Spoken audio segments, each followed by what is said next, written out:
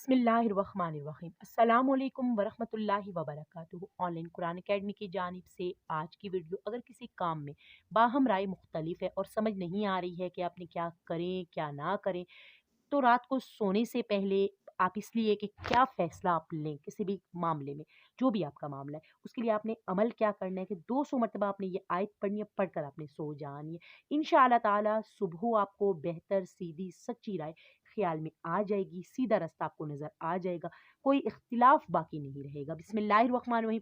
इहदिनस सिरातल मुस्तक़ीम सिरातल लज़ीना अनअमता अलैहिम गैरिल मग़ज़ूबि अलैहिम वलद्दाल्लीन।